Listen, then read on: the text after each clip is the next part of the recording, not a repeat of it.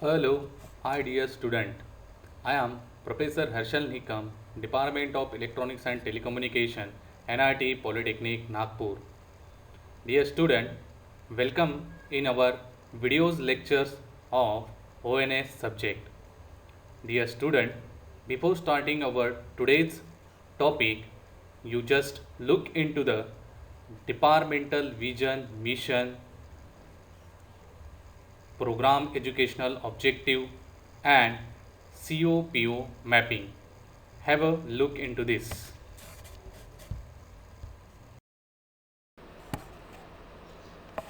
Here it shows the vision of our electronics and telecommunication department.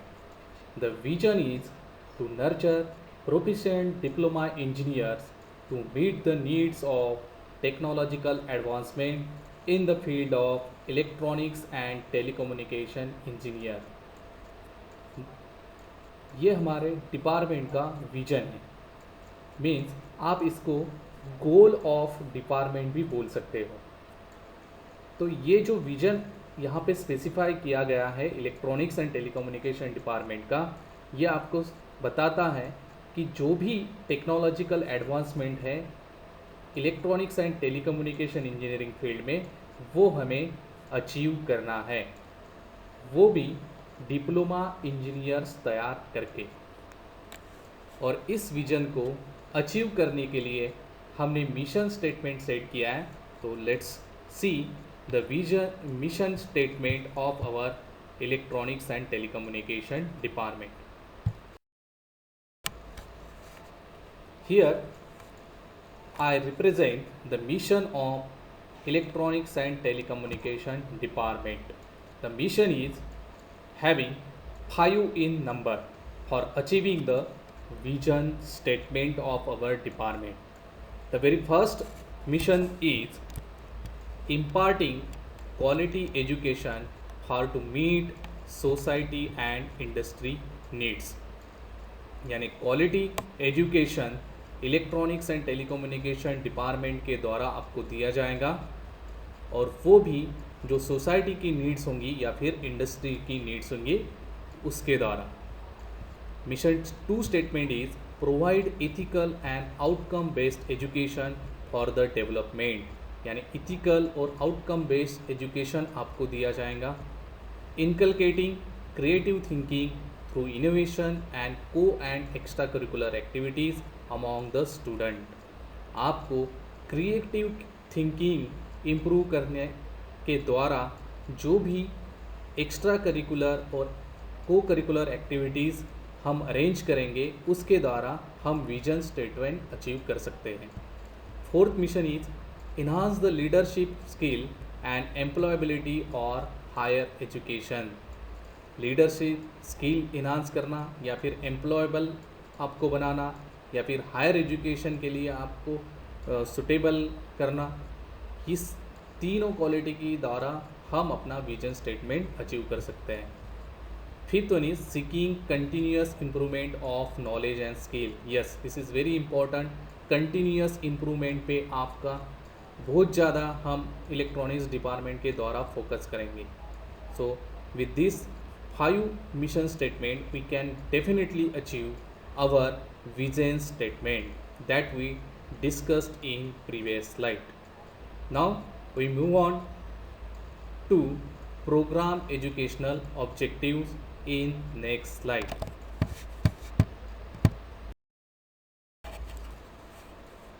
Here this slide shows the program educational objective.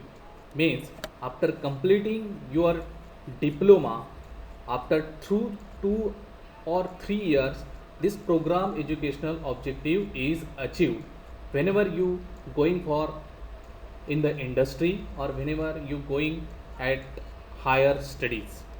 The program educational objective is very first one is PEO1. This PEO1 means program educational objective 1, that represent provide socially responsible environment friendly solution to electronics and telecommunication engineering related broad based problem adapting professional ethics. Second one is adopt state of the art electronics and telecommunication engineering broad-based technologies to work in multidisciplinary work environments. And third one is solve broad-based problems individually and as a team member, communicating effectively in the world of work. So through this program educational objective, we can definitely achieve our mission as well as our vision statement. After looking into the program educational objective, vision, mission of our department, have a look into the course outcome and PO mapping, means program outcome mapping as per NBA's guidelines for our today's video session. So this is the course outcome for our unit number 4, that is select uplink and downlink frequencies for various satellite application, and its program outcome mapping is here. Total 7 number of POs are given by the NBA expert as per new guidelines. So I mapped here PO number 1, PO number 2, PO number 3, PO number 4 and PO number 7 at a various level, like 3 means it is a high level, 1 means it is a low level and 3 means and 2 means it is a medium level or moderate level. So this particular slide, it shows the course outcome and its program outcome mapping. Dear student, today we are going to discuss about the unit number 4, which is based on overview of satellite system, and from that today we are going to discuss about topic 4.5, means apogee and perigee height. Similarly, we will discuss about the atmospheric drag also. Okay, so before going into the our detailed topic, our today's learning outcome is to define apogee and perigee height or explain the concept of atmospheric drag or effect of atmospheric drag. So after completing our today's this video lecture, you all are able to define apogee or perigee height. Similarly, you can easily explain what do you mean by atmospheric drag in satellite communication. So here I mention the definition related to the apogee and perigee height. So this is very important definition as per as your exam point of view, or whenever you go for the satellite communication. So apogee height and perigee height, it is very important to calculate. So very first definition is apogee. Apogee you can also called as a apogee height also. A point for a satellite farthest from the earth, it is denoted as a HA. यानी जो satellite से जो अर्थ से जो ज़्यादा दूर point रहेगा satellite के लिए, वो हाइट मतलब होती है apogee height, and it is denoted as a H A. H means it is a height and A represent it is a apogee. Okay, तो जो अर्थ से ज़्यादा दूर पॉइंट रहेगा फॉर अ सैटेलाइट के लिए, वो हाइट मतलब होती है apogee height. Then perigee height, you can call as a perigee or perigee height also. A point for a satellite closest from the earth means satellite के लिए जो अर्थ से क्लोज पॉइंट रहेगा वो मतलब होता है perigee height, and it is denoted as a HP. H means it is a height and P represent it is a perigee. Okay, तो अपोजी और पेरिग्री क्या है, ये आपको इस डेफिनेशन के लिए क्लियर हो जाता है कि अर्थ से जो ज़्यादा दूर पॉइंट रहेगा फॉर अ सैटेलाइट, वो हाइट मतलब होती है apogee height and it is represent as H A. And earth से जो क्लोज पॉइंट रहेगा फॉर अ सैटेलाइट, उसको हम बोलेंगे perigee height and it is represent as H P. Okay, so this definition are very important.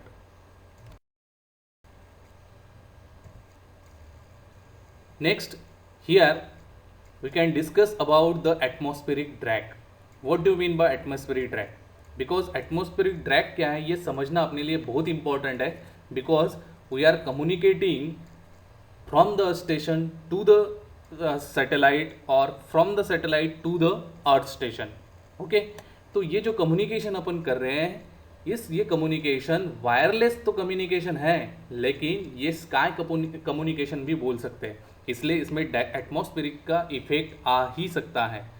इसका एक better example मैं आपको देता हूँ कि अगर आपके घर के अंदर सैटेलाइट डिश एंटीना है, मतलब मान लीजिए मैं हमारे यहाँ का एग्जांपल देता हूँ कि हमारे यहाँ पे डिश टीवी एंटीना है, डिश टीवी है.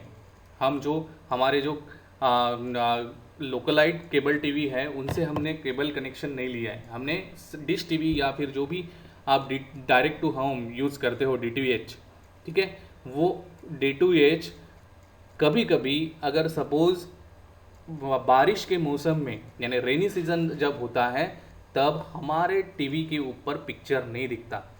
ओके, वहाँ पे डायरेक्टली मैसेज आ जाता है कि signal not found, because whenever the rainy season come, it will affect the communication from satellite to earth station or satellite to direct to home. Okay, so this particular comes under the atmospheric drag effect. Okay, तो हम discuss करेंगे यहाँ पे. Very first point related to the atmospheric drag I will mention here. For low earth orbiting satellites the effect of atmospheric drag is more pronounce. Okay, यानी जो लो earth orbit है, हमने orbit के टाइप्स देखे हैं, LEO, ठीक है, MEO, GEO. तो GEO का डिस्टेंस बहुत ज़्यादा होता है फ्रॉम अर्थ स्टेशन से, मीडियम से MEO का उससे थोड़ा कम, और सबसे कम रहता है LEO का. तो लो अर्थ ऑर्बिट के लिए ये इफेक्ट एटमॉस्फेरिक इफेक्ट बहुत ज़्यादा रहता है. Second, the impact of this drag is maximum at the point of perigee. Okay, ये जो एटमॉस्फेरिक का इफेक्ट होता है, ये जो पेरिग्री जो हाइट होती है, ओके, पेरिग्री उसके ऊपर ज़्यादा होता है. ड्रैग मतलब क्या होता है? पुल टूवर्ड्स द अर्थ, यानी वो जो सैटेलाइट है वो अर्थ की तरफ खींचने की कोशिश करता है. Has an effect on velocity of satellite, यानी जो सैटेलाइट की रिवॉल्विंग वेलोसिटी है, जो रिवॉल्व होते रहता है अराउंड द अर्थ, वो वेलोसिटी उसकी रिड्यूस होती है due to this atmospheric effect. Okay, then this causes the satellite to not reach the apogee height successive revolution. इसी कारण अगर उसकी रिवॉल्यूशन स्पीड कम होती है, ओके, उसके ऊपर अगर वो सैटेलाइट पुल अप होता है टूवर्ड्स द अर्थ, तो वो जो उसकी अपोजी हाइट है, यानी अपोजी हाइट मतलब लॉन्गर डिस्टेंस पे, यानी सैटेलाइट लॉन्गर डिस्टेंस पे कम्युनिकेशन कर सके, यानी फ्रॉम द अर्थ स्टेशन से सैटेलाइट के लिए जो लॉन्गर डिस्टेंस पॉइंट है उसको अपन अपोजी हाइट बोलते हैं, तो वो अपोजी हाइट तक पहुंच नहीं सकता है due to this atmospheric drag. Next, this leads to change in value of semi major axis. This leads to change in value of semi major axis and eccentricity. Yes, ये हमने पढ़ा है. Okay, यानी सेमी मेजर एक्सिस क्या होती है, जैसे Kepler's law हमने जब पढ़े, उस केपलर्स लॉ में हमने semi major axis, semi minor axis क्या होती है, ये हमने पढ़ा है. तो due to this atmospheric drag क्या होता है, this leads to change in value of semi major axis, यानी सेमी मेजर एक्सिस की जो वैल्यू होती है वो चेंज होती है, and this will reduce the value of eccentricity, यानी इसेंट्रिसिटी की वैल्यू भी सेमी मेजर एक्सिस चेंज होने के कारण चेंज होती है. Next, satellite in service are manoeuvred by the earth station back to their original orbital position. यानी जो हम मैन्युअल ऑपरेशन कर रहे हैं फ्रॉम द अर्थ स्टेशन, यानी सैटेलाइट को कंट्रोल करने के लिए, ये जो सर्विस है ये इसके कारण अफेक्ट हो सकती है एटमॉस्फेयर ड्रैग कर, क्योंकि अगर एटमॉस्फेयर अब बराबर नहीं होता है तो आपने देखा होगा कि हमारे जो फ्लाइट्स वगैरह होती है वो भी अफेक्ट होती है. तो कि सिमिलरली यानी एटमॉस्फेयर का इफेक्ट हम अगर वायरलेस कम्युनिकेशन कर रहे हैं in the sky propagation, then it will affect the communication and this will reduce the quality of communication also. okay, so ये जो हम ऑर्बिट है, एक पर्टिकुलर ऑर्बिट में हम सैटेलाइट को लोकेट करते हैं, उसके कारण सैटेलाइट अपनी पोजीशन भी छोड़ सकता है, यानी ग्राउंड स्टेशन से कंट्रोल करना थोड़ा डिफिकल्ट हो सकता है. Okay, I hope you understand these three concepts related to the satellite communication. First one, we were discussed about the apogee height, then perigee height. Apogee height is represented as a HA and perigee height is represented as a HP. Okay, and after that we will discuss about the atmosphere drag. I hope three concept very well, and if this question is asked in exam, you will definitely achieve the success on that. Okay, thank you so much.